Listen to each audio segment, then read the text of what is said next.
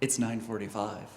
We're about to learn almost everything you need to know to start a food business. So I'm going to introduce myself. My name is Xander Winkel. I am the director of MCPL's, so Mid-Continent Public Library's Culinary Center. We do a number of things in food. We've got free food classes for the community. We also have free food business classes, like this one, that we offer for the community. And we also manage a shared commercial kitchen for startup food businesses to legally launch their operation. And we provide them with resources. So Taylor Smith on our team and I help those startup food businesses with all these different aspects that go into a startup food business. I will say, again, we've only got an hour together. So what this program is today is I have met with thousands of different individuals who want to start a food business. I have distilled the core critical items that pop up in almost all of these conversations. What are the burning questions? What are the pitfalls that businesses who are already in operation, what have they done and said, like, you know what, I probably should have thought about this before I started. So we're gonna distill those things. If we do not have time for all of your questions, you are in luck. Mid-Continent Public Library pays us both to work and help all year round to meet with businesses. So after this presentation, if you're like, oh my gosh, I should have asked Xander this, grab our card. We are happy to meet with you and answer those questions whenever they come up. We're always available. You just got to schedule a time to meet with us. So let's jump on in. So in this room, who is thinking of starting a food business? I put my hand down. I'm not. I'm a librarian. Okay, we got a few hands. Of those folks that are thinking of starting that food business, how many of you have worked in that business before? So if you're thinking of starting a food truck, you've worked on a food truck. If you're thinking about starting a manufactured food product, you've done that before. So we got some experienced folks. You've worked in the industry. It has not deterred you. In fact, it has like strengthened your resolve. You're like, hold on, why am I doing this for somebody else? I want to do this for us. I would encourage for the individuals who are interested in getting into that food business, if you have not worked in that business, so I'll use food trucks as an example, go find a food truck and go work with them for a while. Most often, those food businesses are really excited to have somebody shadow them and learn from them, and they get reliable help for a while. So I see this all the time, the startup business, like, hey, you want to get into baking. Find a baker and say, hey, I'd love to shadow you. I'd love to learn from you. I want to have my own bakery someday. They may scoff and say, like, oh boy, when you learn all the things that go into running a bakery, you might not want to. But oftentimes, very willing to share that information. And then in the audience, anybody have a currently operating food business? Would you mind sharing? I'm bringing up the microphone. Would you mind sharing about your business real briefly? Yeah. I have a business called Florbell Food and Festivities. I started as an in-home cooking instructor, so I come to people's houses and teach them fun recipes and stuff. And now I'm doing more meal prepping and catering. So yeah, I've been doing it for like 6 years, but it's been a side hustle, so now it's full-time. So yeah, there's a lot to learn, especially around the meal prepping. So yeah. Thank you so much for, especially early in the morning, like, oh, I wasn't prepared for this guy to come put the microphone in my face. So everyone, so excited to have you here today. So the first most critical component to starting a food business is really understanding if it is for you. So gentlemen in the back, you've had that experience, you know it firsthand. You're doing it right now. You're just growing it. The number one reason of all the hundreds of businesses, so thousands of folks I've talked to about getting started, hundreds of those actually get started. Of those hundreds, the number one reason that a business would close its doors has nothing to do with the value of the product, revenue, customers. It's after a year or two of doing it, they come into my office and say, this is not what I thought it would be. This is difficult.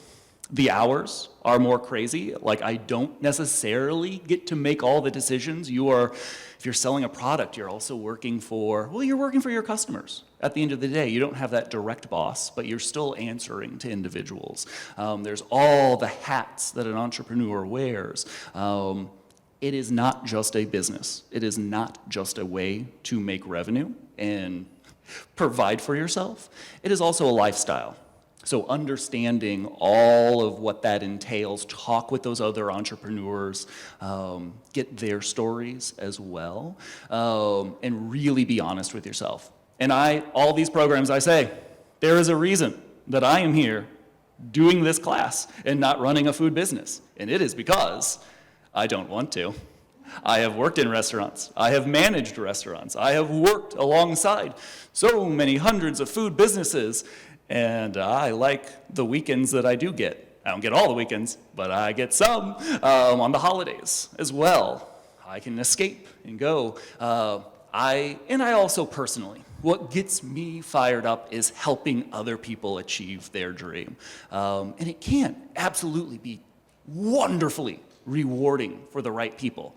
But I will tell you right now, it is not for everybody. And that's also kind of what we want to provide with the shared kitchen. People can get into it, try it out, and then leave without, that 5-year lease, without being very much in debt. So definitely be very honest with yourself. My friends, all the time, I love entertaining. I'll make food, and they're like, Xander, when are you going to open up your restaurant? I'll go there all the time. And I'm like, no, you won't. You get this food for free.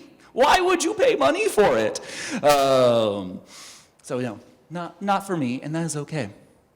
Next most critical component is your unique value proposition. And unfortunately in food, a fallacy that I run into quite often is I will ask these businesses, so you make, I'll say a barbecue sauce. Is anybody thinking about doing a barbecue sauce business? Good, I can be a little bit mean to this. And Kansas City is a terribly competitive marketplace for barbecue sauces. But I will hear all the time, why should people buy your thing and not in case of barbecue sauce, the literally 50 different barbecue sauces that exist in every grocery store ever? Even in the hardware store, multiple barbecues. Why is yours better? And I'll get the answer all the time. Mine tastes better. My food is just overall better. That is not unique. You know why? Because everyone says that. There is no food business, no restaurant, no food product that comes out there and like, you should use my meal prep service. My food is mid. No, everybody says mine is the best. It does not differentiate you from the market. It does not convince customers most people are getting food. Most people are getting a barbecue sauce. Most people are feeding themselves in some variety. That is either your direct or indirect competition. How do you communicate to say, this is something you should try out?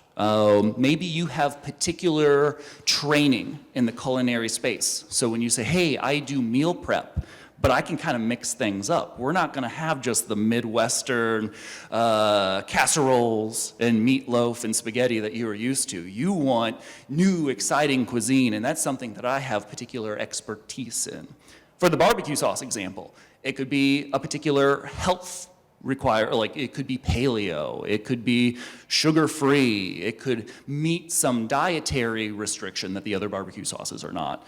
You could also just be independently famous and slap your face on it.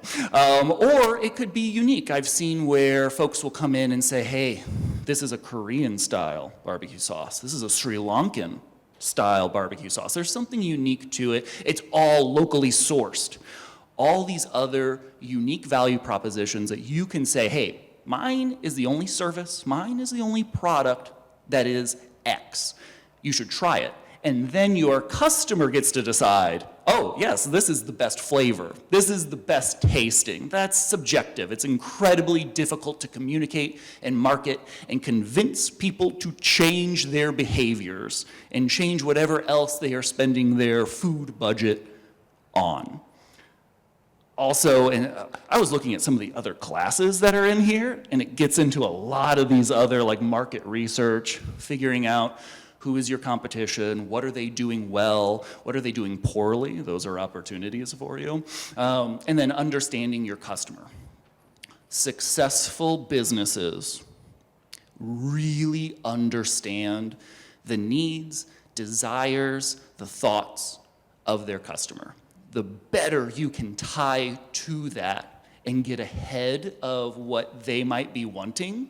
Like, hey, I love this meal prep service, but maybe like the sauces that they make are fantastic. Maybe I just want to like buy a pint of those and have them around to, you know, dip my fries in at lunch. But really thinking with your customer hat on, and it's really difficult for entrepreneurs, because they're typically thinking about what they like I would like this, or I think that this is a good idea. The more you can engage with your customers through social media, through surveys, through talking to them at the markets or festivals or fairs, the better decisions that you will be able to make as you are growing your business. Money. There's a handful of handouts that you all have, and if you haven't had a chance, they're at the back table, please pick those up. I won't be going over them in great detail, but we've got some documents that go over real-world examples of startup food trucks, real-world examples of a startup restaurant, and just some very, very basic, just to get you in the right ballpark and mindset. And there's also a handout that goes over some considerations if you are a manufactured food product. The biggest one there is just making sure that you're incorporating your distribution costs and making sure that you are building in the retailer's margin as well. It's very common for startup food businesses to not consider the logistic costs, whether you're a caterer, you know, the time that you're paying somebody to drive and the vehicle maintenance and the fuel, whether you're a food product manufacturer and you need to have a third party. At some point, you're going to get tired of driving around all your product to all the stores in Kansas City. You need to pay somebody to do that. And it's more expensive than most people think, but really when you factor in all those costs. So just making sure that you are. How many of you are from the financial sector? Maybe you're a CPA, a bookkeeper. Oh, right, we got like one hand there. You're probably the one person in the room who's probably good to go if you wanted to do your own finances for your food business, if that's what you're getting into. Everybody else, hey, we got an expert in the room. Highly recommend connecting with that financial expert early on in the process. If it is not your expertise, finding those tax professionals, finding the bookkeepers, finding the CPAs, those are not all the same person necessarily. So make sure that you are having that conversation on what your needs are. And the big reason is, and it's on one of those handouts, if you take the national average of profit margin for a food business, it is in the single digits. It's simply the industry. It is really cost intensive, expensive equipment, labor costs, and just market pressures, highly competitive, that really pushes down what you can charge the end consumer. So just over time, that has become the reality of food businesses, and it's just tiny profit margins. That doesn't mean that you cannot make a really good living, and that is after assuming that you are paying yourself for the roles that you are fulfilling in the business. So if you are the salesperson, if you are actually running the manufacturing, if you are the distributor, ideally paying yourself like you would another employee. But after all that, single digit profit margin, which is teeny tiny, but what that means is it's incredibly easy to get yourself in the red with little mistakes. You know, a service business tech business may have a much healthier profit margin. If you screw something up, if a big expense comes out of nowhere, if you're overstaffing, if you have a lot of product waste, all those little mistakes can make what would be a very profitable business, food business, into a not profitable food business. And I've seen it time and time again. So making sure that you are looking at and accounting for don't miss any of those costs, and have somebody that you can work with, an expert in this area, because you'll need to shift gears quickly. So if you're seeing, hey, you know what, our labor costs are like getting up there, you might need to course correct. If your food costs are getting up there, maybe we need to take some things off the menu because they're just not moving as quickly. Maybe we need to figure out how we can utilize some of these ingredients in more places, because we've got a case of the eggplant going bad like every week. It's just not moving quickly enough.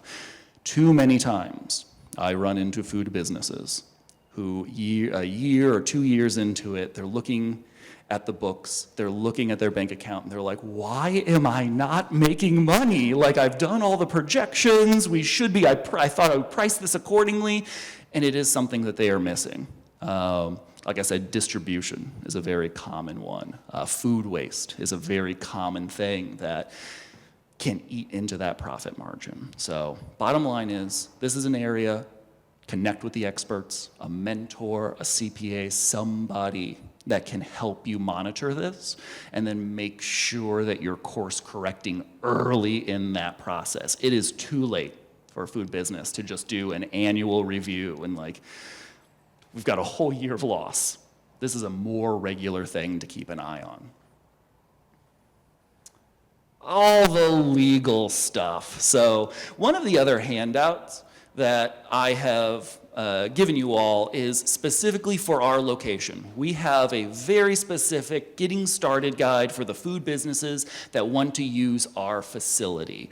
But generally speaking, and you are probably all very familiar with some of these, setting up an entity with your state or states, getting all of the appropriate tax IDs with the IRS, with the different states, potentially with the cities, and then the local permitting for food businesses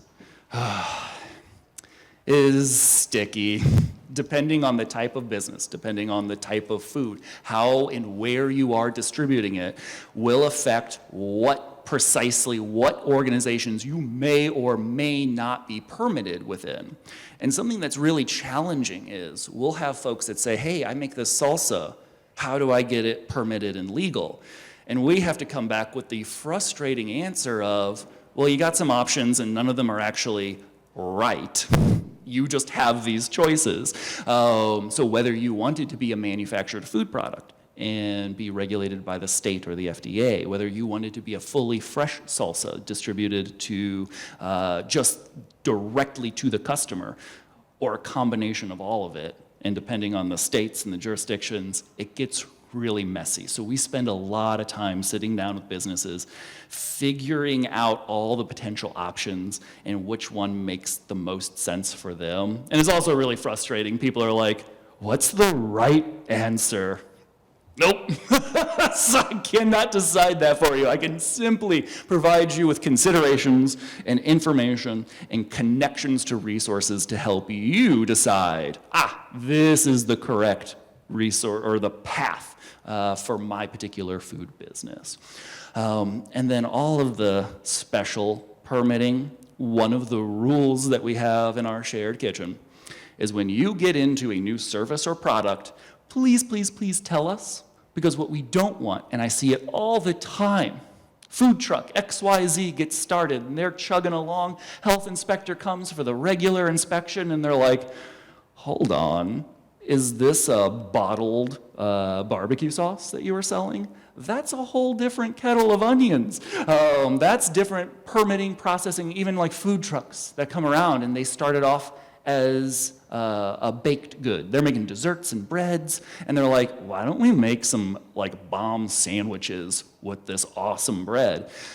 That's a different permit with the local health department. So having a good transparent relationship with your regulatory authorities, amazingly beneficial. Even when you do run into things where maybe you did something wrong. It happens. It happens to me. I've been doing this for 14 years. Still happens. Rules change. There's new considerations. But because we have a transparent and good relationship with our regulatory authorities, like even then they're like, okay, Xander, I know you did not mean to skirt the rules, but here's how we're going to fix it.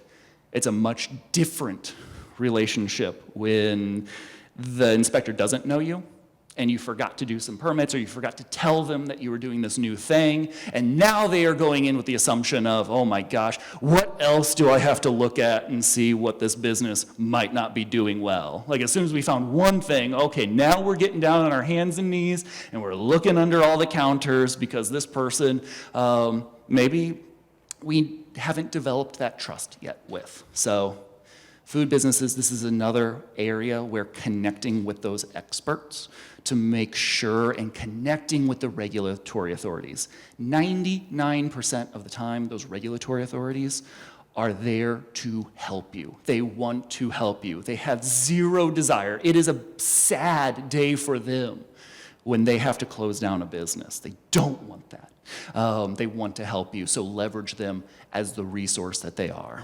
Taylor, how are we doing on time? And, oh, excellent. Insurance. It's another one of those things that you know you have to get. There are some resources where you can get insurance online, you fill out the form. I would recommend, especially for food businesses, this is a thing where we don't think about it because we all eat every day, but the liability of making a thing that goes inside of people is very high. There's a lot that can go wrong, and there's a lot of liability for you and your business. So even if you set yourself up as a limited liability corporation, it only limits your personal liability. There's still some on you. So I would say have a conversation with your insurance agent.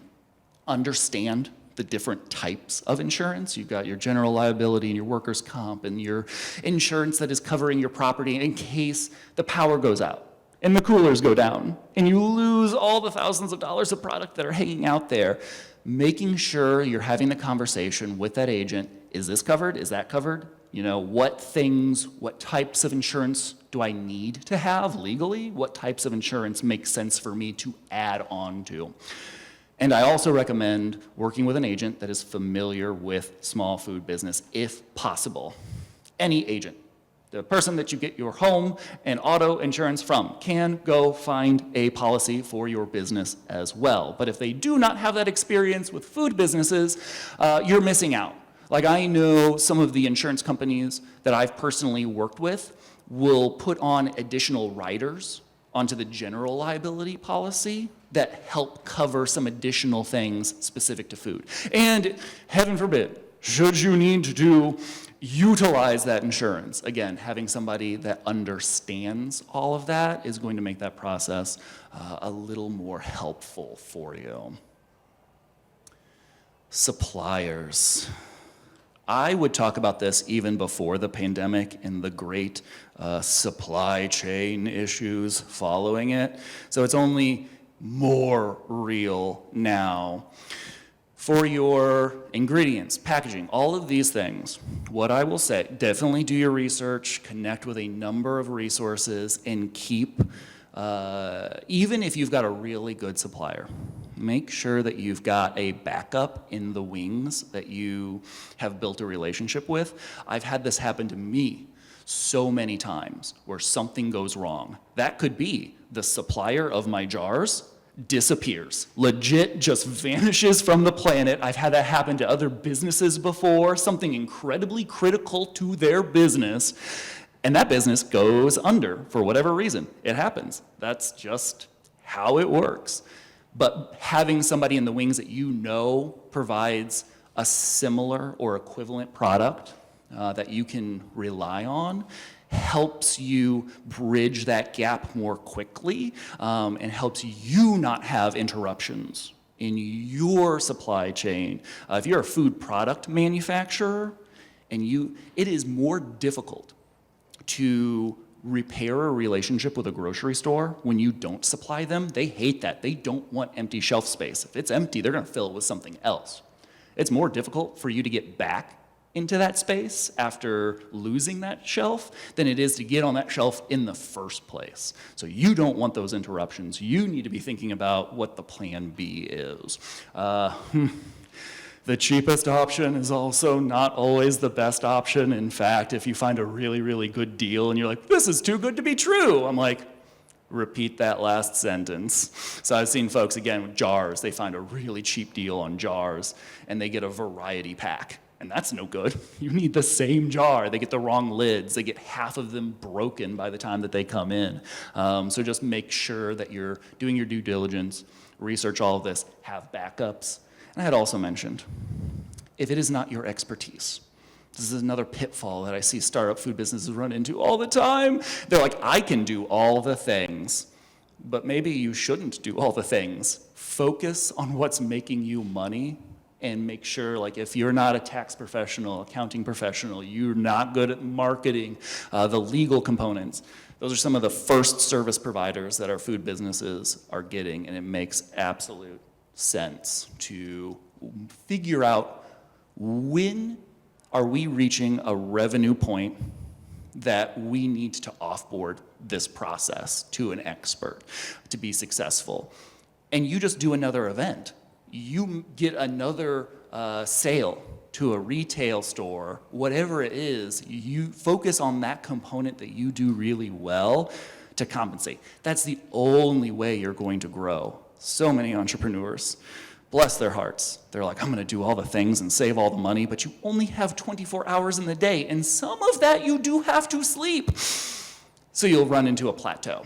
So just be thinking, start some of those connections before you absolutely need them. That's the other thing. I know you probably in the finance sector have those folks that come to you last minute with the shoebox of receipts and they're like, please help me. And you're like, oh, dear sweetie, if only you had come to me like a year sooner, this would be so much less painful and probably more affordable in the end of it all too, because you got to take so much time to fix that. So start those relationships, or if you think you need financing, you're probably not getting financing from a bank for a startup food business like traditional options. That's just the reality. But if you want to expand from maybe that shared kitchen, build that relationship day one with that financial institution. Where you have your account, make sure that that financial institution works with those small businesses, has some more flexibility, might be a good option. So talk to those other businesses that have started a restaurant. Ask them, like, hey, what bank do you work with? How's that gone? And maybe that's the bank that you want to start working with. And then you've already got that relationship. Then they're invested in helping you. It's not just, here's this stranger off the street that wants a few $1 million to open up a factory or open up a restaurant. Like, ooh, high risk. So do yourself the help to build that relationship early on. Marketing. So, I guess that's another question. How many of you are like marketing experts? That's what ooh, this is excellent. So, same thing. Everybody who didn't raise their hand, hey, you got some folks to talk to. This isn't your background.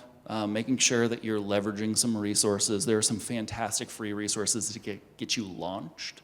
But as you're growing, building those relationships with the people that can really help you expand. This is another fallacy that I run into with startup food businesses. And I ask them, hey, what's your marketing plan? And they'll say something along the lines of, well, I got this sweet Facebook page, and I'm going to be on Instagram, and I'm going to post every day. That's good and fine. That is a delightful and very useful tool for marketing. It is not in and of itself a strategy. So this is another handout that I've given you all, 2 key components that I want to pull from it. One is there is like a planet looking thing that represents the brand of a business. So when I say, what's your brand? A lot of people think it's my logo, it's my website, I've got some sweet t-shirts, and it's the decor of my restaurant or food truck. It's the packaging of my product. And those are all correct answers. But more correctly is really your brand is what, and I forget who said the quote, it's on the handout. Your brand is really what people say about you when you're not in the room. So leveraging and making sure that not only are you providing a great service, but you are providing it in such a way and helping facilitate at some capacity your customers who are your brand fans to tell their friends. You can go out there and say, I've got the best thing ever. You should try my product. And that means a little bit. But when my friend, if Taylor says, Xander, you got to try this new restaurant, or this sauce is awesome, I'm going to try it. When your friends and family and coworkers tell you got to try a thing, all right, they're at least going to try it, at least to be polite. But if you can help facilitate that, social media, very helpful in facilitating and collecting those brand fans. Great tool, but you need to use it strategically. So the other part of that handout is for an actual marketing campaign. A lot of businesses just throw the spaghetti at the wall. They're like, we're going to do a competition, and we're going to buy a billboard, and we're going to do this and that, and fine. But it's probably not efficient, and it may be losing you money. I like to think about it like a science experiment. So who remembers from middle school, like science class, you like set up the hypothesis and the experiment. That's what you're doing with your marketing strategy. You are setting up a hypothesis. If I do these things, I will get more new customers. If I do these things, my current customers will buy more product. If I do these things, I'll get more engagement on my social media platforms. Whatever it is, make sure that the result is measurable. So you set up the hypothesis, and then you set up the experiment. So you've got the overall strategy, and then you've got the day-to-day things that you're doing. So that's where we get into, yes, we are doing the billboards, and the billboards are going to say this, and we want to convey this message, and we want our call to action to be this, and this is the flow of how we are going to get those customers to receive that message, follow the call of action, and get to our desired result.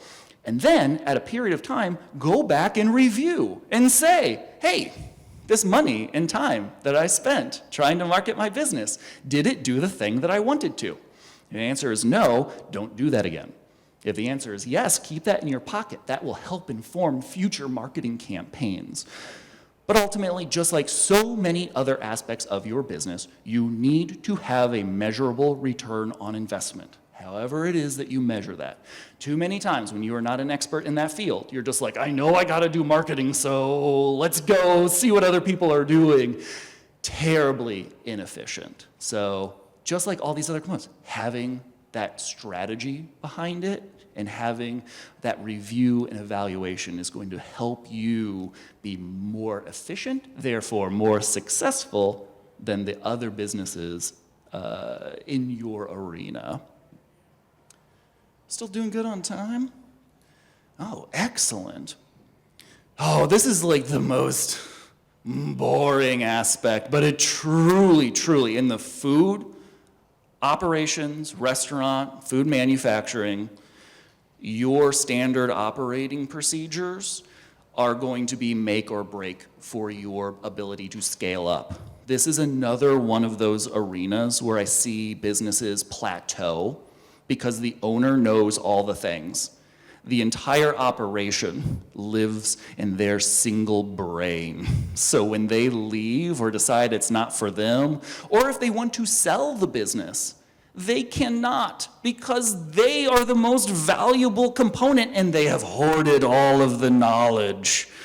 To grow, you must share the knowledge. Now, I get it. You've got a proprietary recipe and you want it as a trade secret. There's some more things that go into that. But as far as making the thing go, making the food, distributing the food, connecting with customers, all the components of your business, if you do not have that standardized and written down, you can't successfully train your employees. I know it all lives in our head how we manage our shared kitchen, we've got, the 30-page document that we hand out to all of the startup food businesses, because I can't even remember it in training, like, what parts did I forget? It makes it run so much more smoothly and allows you to grow, and it allows everybody to be on the same page. I've worked in restaurants all the time where we're closing up and they're like, Xander, you are doing everything absolutely wrong today. You should put this there and you should, and when, you got cut, all these things. I'm like, whoa, whoa, whoa, whoa, whoa. Mr. Manager, please slow down. What the heck? I was never told these things. And it's like, well, you are now. It also doesn't make for a great working environment. Nobody wants those surprises. Nobody wants to feel like they're doing things wrong. You want to set people up for success. So as you are growing and you're like, I have learned this new piece of information that helps me package my products more efficiently, write it down. I have learned that I've got different customers that I go to Private Chef for, and they're great customers, but they have these particular, they'll eat peanuts, but they don't like it, and they won't even tell me that they don't like peanuts. Like writing all of that down. Whatever components that it may be. Oh, troubleshooting equipment is a common one as well. Like, oh my gosh, the hood's not working right. Well, if you press the button twice, it functions. All those little things. All the safety components. How to operate the equipment. How to distribute. Write it all down so it's not in your brain. Otherwise, when it gets to the point to hire people, when it gets to the point to expand, you can do so more quickly and efficiently, and you don't get stuck at that plateau where you are the key person and it doesn't run without you being there. Not to mention, who likes vacations? All right.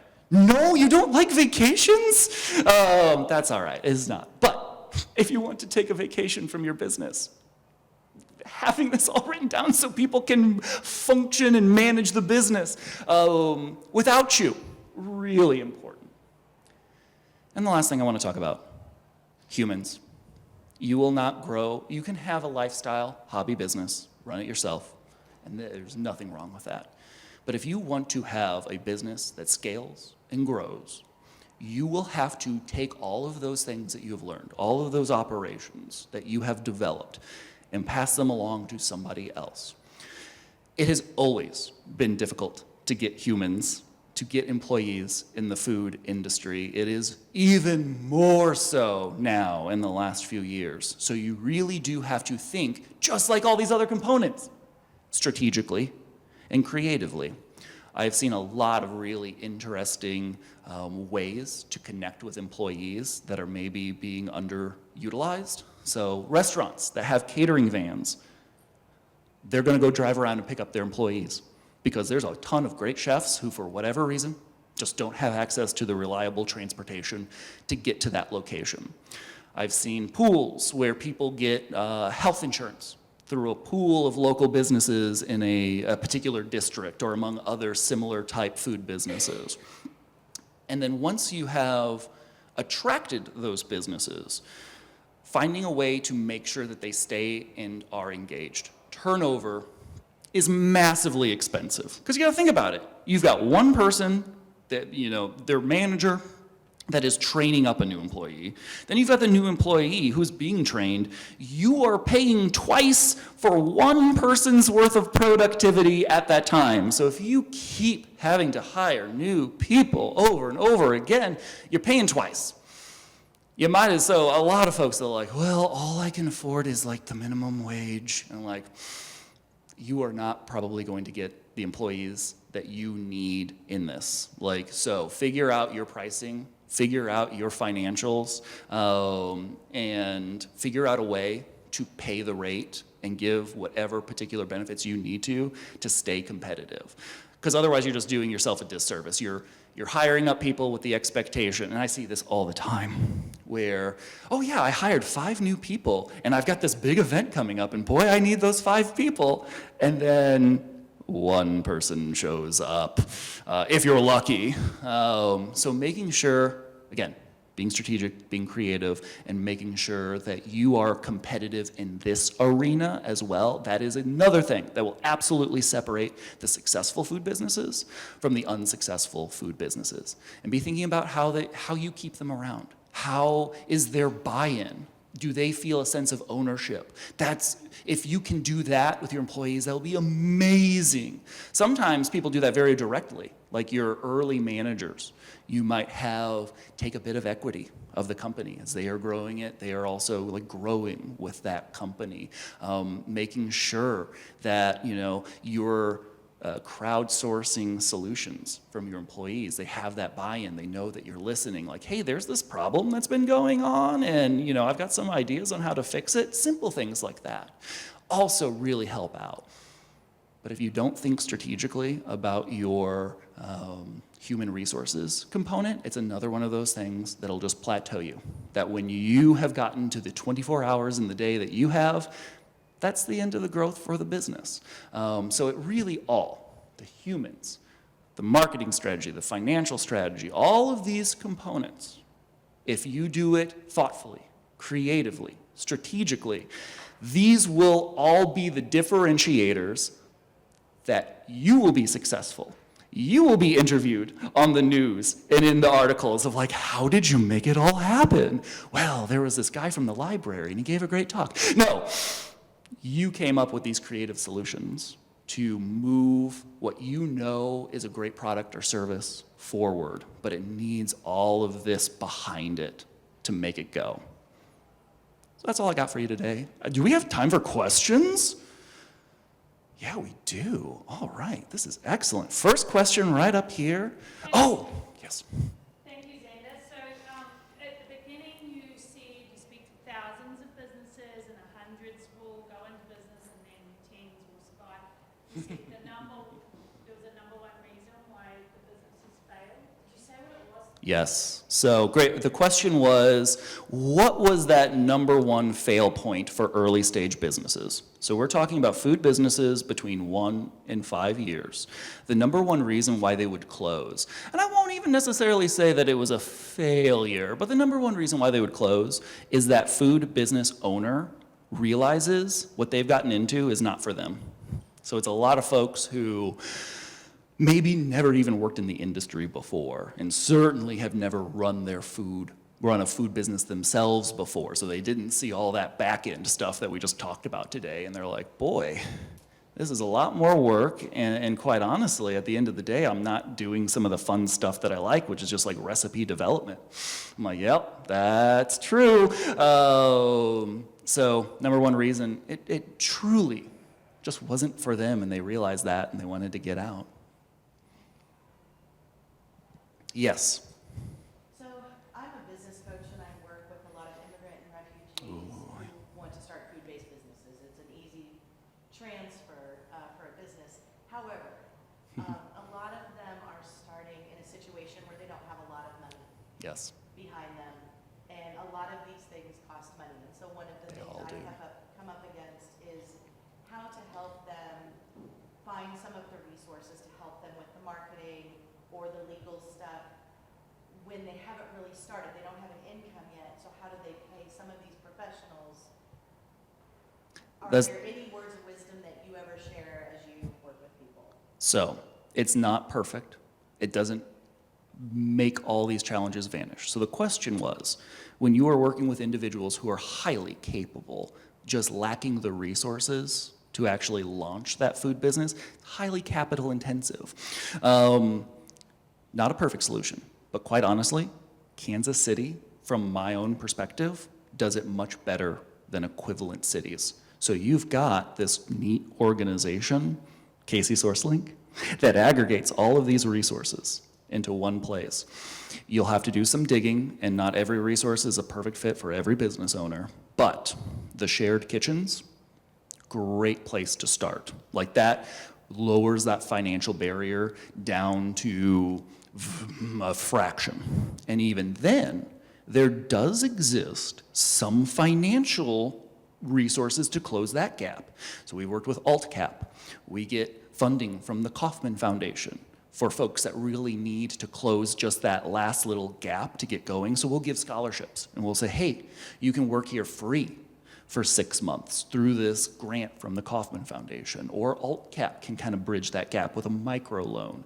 For the legal services, there's a UMKC Legal Services Clinic. Many attorneys have pro bono, so if you've got somebody in your community in that space, it does take some digging. And that might be even more challenging for me because I'm in Columbia. Yeah, so But luckily, we've got a wonderful shared kitchen there, and that's where a lot of them go to. the Como Cooks folks are fantastic. But some of the KC SourceLink stuff may be applicable for that, but thank you for sharing that. Oh yeah, if you didn't get one of these resource guides from the KC SourceLink table, these are great. We use these all the time. I'm gonna get to your question. One thing I forgot. Taylor's gonna come around. Speaking of the Kauffman Foundation, great transition. They help us make sure that we can put on this education for free. So if you don't mind filling out this survey, telling us what you liked, what you didn't like, that's gonna be so helpful for us. And it also helps inform me of future programs and future information. So sorry for, okay, now back from our commercial break. What was your question? Yeah, I'm starting to look into renting a commercial kitchen. I think I came across your guys' stuff. I just live in the area, so there's one. Are you guys close to there? Ours is Northland. So I was looking at one in KCK. That was my first spot. Food Truck Central. Food Truck Central. I think it's like a Merc. Oh, okay, yes. It's for affordable, seems cool, but my business is like licensed in Missouri. And then we're getting to like Kansas. I mean, are you guys in Kansas or Missouri? We are located in Missouri. Okay, so that's why I'm starting to get a little bit confused. Okay. This is going to be one of those things we'd love to help, like, just go over information. Whether or not you use our kitchen, we're librarians. I just want people to have information. This is one of those we were talking about. It'll be very specific to your business, and it'll be a sit-down meeting. But the question was, how do I navigate the fact we live on state line, and Kansas and Missouri have different rules and regulations and permits that we have to get? Sometimes you have to get different things in different counties or different cities that you operate in. It is, from a regulatory perspective, fairly challenging in the KC Metro because it's not a homogeneous state or regulatory bodies. So the bottom line is, people do it, there is a way. But it's going to take you some time and connecting with experts. It won't be easy. It's part of the reason that we exist, to help bridge that informational gap. So we talked about resources that help that financial gap, but also finding the resources that help bridge that informational gap. So they exist out there, you just gotta connect with those resources. That is something that we do on a daily basis. So if you have those questions about like, hey, I operate mostly in Kansas, but I live in Missouri, and I'll have like storage in Missouri, and maybe, I don't know, I do something in Iowa too, why not? It's doable. It is possible. It's just going to take a little bit of strategy behind that and talking with the experts. Did that answer your question? Yeah. Not fully. We'll connect later and more fully answer that question. These are great questions. Anything else that how are we doing on time? Oh, plenty. All right. How do you see like if a business is successful that takes them to be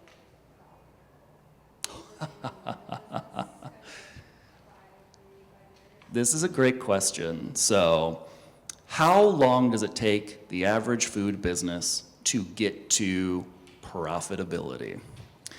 There are national averages. It's usually taking multiples of years, but it really depends. On one end of the spectrum, you could have a meal prep company that's relatively, in the food space, very low financial threshold. You've got yourself, you've got, and with just cooking in people's homes, it's not really regulated at all in Missouri or Kansas. So very low threshold. You could get to profitability day one. On the other end of the spectrum, you have a full-scale manufacturing facility that costs, or even a large restaurant. Either one costs millions of dollars, and you're probably looking at potentially a decade or more to get to a point where you're making a profit when you're considering that massive asset that you've invested in. So that's why it makes sense either to start at a small scale, go through contract manufacturing.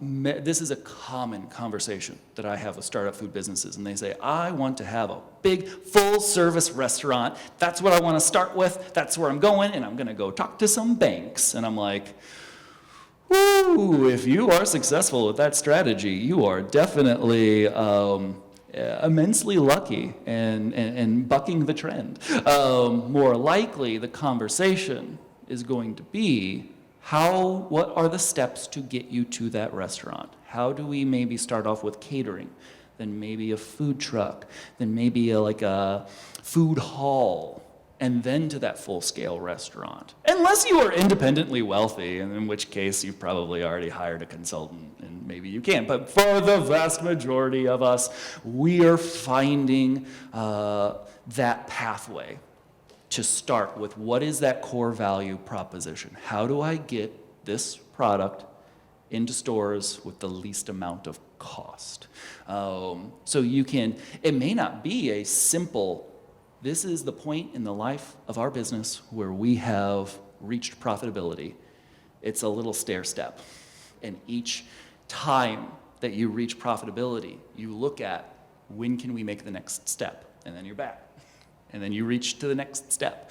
But in a shared kitchen space, it's not uncommon for us to see businesses that get to that break-even point within a year because they don't have that massive facility payment to get started. They just kind of kick that can down the road. Eventually, they will have that when they, graduate from that step of their business. Yes? How would you suggest a food-based business go about doing market research? I love this question. There's a table upstairs, the Square One for Small Business. They are a division of Mid-Continent Public Library, so a sister division to us. We, in library fashion, spend tens of thousands of dollars on databases, industry reports, demographic information. And then we give it away for free. And on top of that, we have a specific individual. Did he teach a class yesterday or is he teaching a class today? Kelly Head, through the library. You can set up an appointment with him. He will actually help you navigate all of those databases. So with your library card, you can go in, have access to those databases, and Kelly will help train you on how to utilize that information more effectively. So basically the stuff that big old chains, big old businesses use similar information, or they're collecting their own to make pertinent business decisions, you also, as a teeny tiny business, have access to very similar information to help inform. So I love that question, thank you. Kelly Head. Yep, just like head. Yes. Do you have any insight into rural, is it different, starting a business in a rural area? You're saying the margins are smaller, even smaller in rural areas? That's a good question. I'll be honest, this is one area. Taylor, we got to write this question down. I'm not aware of studies, I'm sure they exist, but I don't have them off the top of my head where we've parsed out the difference there. For the most part, when we are looking at differences of food businesses in locales, the variables that result in that low profit margin are proportionate to wherever you are. So if you are in New York, all your costs are up here, but what the market will bear for price is up here. When you're in a rural area, the costs across the board, much lower, but what you can charge for those products are proportionate. So in most cases, it has less to do with some of those external variables as far as profit margin, and much more to do with internal processes. If you can figure out all those systems and deficiencies and have a stable staff and all those things that I talked about, if you can do those things really well and consistently, then you are talking about like some of the restaurants that do have 20% profit margins. They exist, like in that realm of, that is just an average. Those businesses exist, but they know their stuff. They know their customers, they know their processes. They have really carved out all of that business excellence. So it's those internal processes that will affect that. But the overall pressures are about the same no matter where you go. What's it called? Mise en place. Mise en place. For the name for the processes in a restaurant, they have a term for it called. Oh, mise en place. Everything in its place. Yes. Do we have time for one more question, Taylor? Oh, yeah, we do. Yeah, we do. These are good. Anything else that we can think of? And of course, if you are like me, oh, yes. Do you guys have like a network of other culinary, I guess people and stuff, like how I'm looking to hire like another chef? Ooh. Or referral kind of stuff that you guys do? We, as a library, as a governmental entity, don't necessarily make referrals. We will make connections. But those communities do exist. I am part of a number of Facebook groups that follow, and there's ones for food trucks, there's ones for caterers, there's ones for all the specific, there's a whole one for just shared kitchens that I belong to. So absolutely, and they're crowdsourcing solutions to problems, or maybe even sharing. That is a benefit of shared kitchen spaces, whether it's a food hall, whether it is an incubator kitchen, shared kitchen. I have seen where those businesses, they are not yet to the point that they can hire somebody full-time. They can hire a half a person, a third of a person.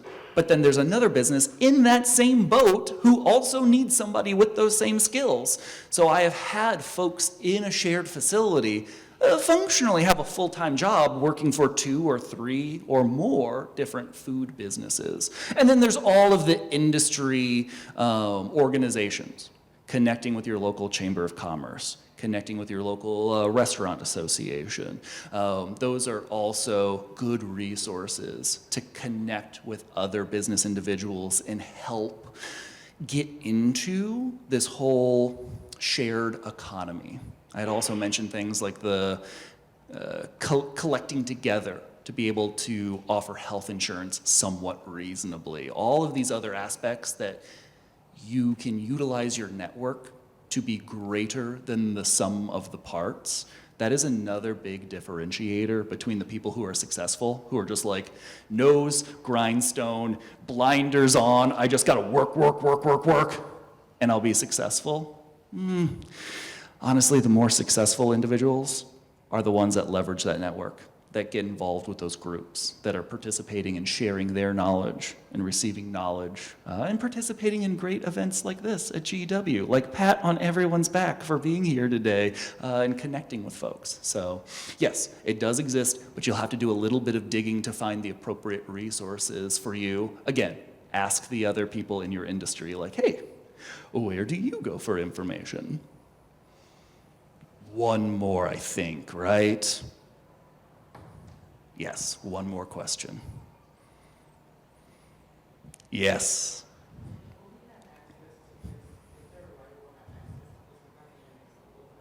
Yeah, oh yeah, when we have it on this. It will be the same information. We do have it in PowerPoint version that we can share. Taylor, can we make that note? And then maybe grab Taylor Smith's business card at the back on your way out. Email Taylor, she will get you that information. And that goes for everybody else. You didn't have to specifically ask for it. If you want it, grab Taylor's business card, email us, and we'll give you that information. That's my time. Thank you so much for being here today. Great questions, great audience. Taylor and I were commenting, like, the other programs in this room, we're just like, I guess we'll just stay. This looks like some good information. So have a great rest of the day.